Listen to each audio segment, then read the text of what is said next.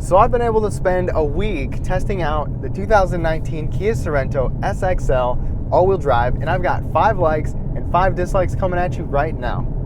So before I get into those, I do have a full review of this vehicle. Overall, I have enjoyed my time with this. It seems like a great value for a 3-row SUV. But without further ado, let's get started in no particular order. Starting with the likes, my like number 1 is the fact that we have different drive modes. And most vehicles give you a sport, sometimes an eco or a normal mode.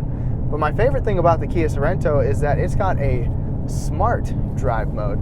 So you can put it in smart and it will exchange between comfort, between eco, between sport, or between just the smart, to where it kind of depends on what it's supposed to be on. So when it senses that you want more throttle, it will kind of sense that and it'll turn red and it'll give you more power. If you're driving pretty gingerly, it'll stay in eco mode or comfort mode, which is pretty cool. My like number 2 is the panoramic roof. The panoramic roof is just massive. It's optional on the EX trim and standard on the SX trim and up. And you can have the cover all the way back. You can have that part way back. You can have the roof open. It's just a really nice panoramic roof. My like number 3 is the fact that Kia, depending on what trim you get, gives you a whole bunch of different options. So really, even on the lower LX, LX V6, EX trims, you can get a lot of stuff on here. Unlike some companies where you have to get this trim if you want this one thing. Kia actually gives you an option to get a bunch of different things. My like number 4 has to be the warranties. We've got a 5-year, 60,000 mile basic warranty for the new car. Then you got a 10-year, 100,000 mile powertrain warranty. So that'll give you some peace of mind. My like number 5 is that you can get this 3-row SUV, the base trim, all the way down at the $26,000 range. And the cool thing about it is that that third row really is not as small as some people will tell you that it is. Children can fit back there, no problem. The second seats can go forward and backwards, so that works really well. And the exterior dimensions of this vehicle are actually on the smaller side for a 3-row SUV, so it's more compact, but you've still got quite a bit of passenger space. And you can get air conditioning for your 3rd row passengers on the EX trim level, I believe.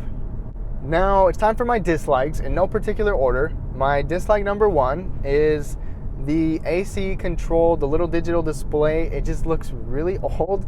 I think this center console thing looks okay, but the AC control, the red lettering, and it just looks like it's from a different decade. My dislike number 2 is that we don't have any remote start standard on any trim. My dislike number 3 is that we have the premium audio in here, the Harman Kardon system, and it just doesn't seem to sound that well. It doesn't really sound like a premium system should sound. But I think part of that is coming from the fact that the last tester I had like 24 speakers or something like that, something ridiculous. So it's kind of hard for me to adjust, but it just doesn't sound as good as I thought it would. My dislike number 4, and some of you won't care at all about this, but some of the advanced safety features are not available on the lower trims. Some companies give them to you standard on the lowest trim, but with Kia, some of them are not available on the low trims.